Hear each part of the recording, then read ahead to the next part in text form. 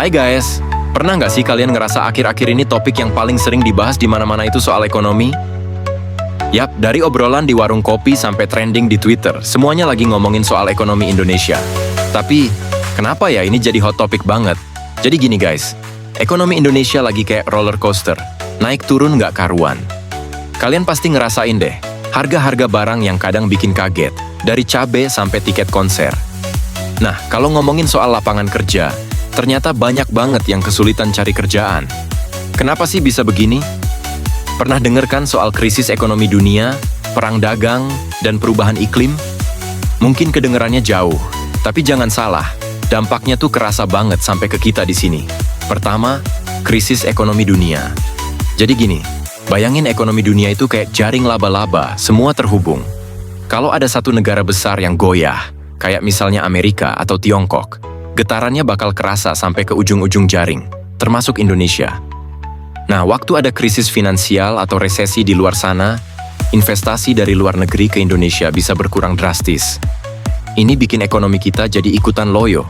Kedua, perang dagang. Pernah dengar soal perang dagang antara Amerika dan Tiongkok? Itu tuh kayak drama kelas dunia, guys. Dua raksasa ekonomi dunia ini berantem soal tarif impor, bikin harga barang naik, dan perdagangan jadi kacau balau. Efeknya ke kita banyak banget. Bayangin deh, kalau barang-barang impor jadi lebih mahal, industri di Indonesia yang tergantung sama barang impor itu jadi tertekan. Dan ini nggak cuma soal produk teknologi aja, tapi juga bahan baku untuk banyak industri di sini. Yang ketiga, ini nih yang sering banget kita anggap remeh, perubahan iklim. Bukan cuma soal lingkungan, guys, tapi ini punya dampak langsung ke ekonomi kita. Cuaca ekstrim bikin pertanian kita kacau, hasil panen jadi nggak pasti, dan harga bahan makanan bisa melonjak.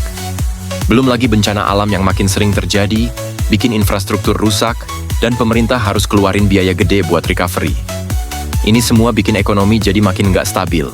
Jadi, itu dia 3 faktor global yang lagi ngefek banget ke ekonomi kita. Krisis ekonomi dunia, perang dagang, dan perubahan iklim.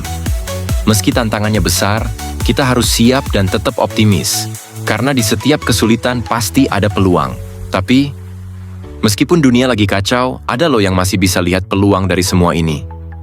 Banyak bisnis baru bermunculan, startup makin kenceng, dan anak muda kreatif makin berjaya. Misalnya, banyak UMKM yang mulai beralih ke digital atau ngembangin produk-produk lokal yang makin diminati. Ngomongin masa depan, kita harus optimis nih guys. Sekarang tuh momentum buat kita berubah, buat gebrakan baru. Bayangin, kalau kita bisa manfaatin peluang yang ada sekarang, di masa depan ekonomi Indonesia bisa makin kuat. Teknologi juga bakal jadi kunci, dari digitalisasi UMKM sampai pengembangan AI. UMKM yang jago banget beradaptasi.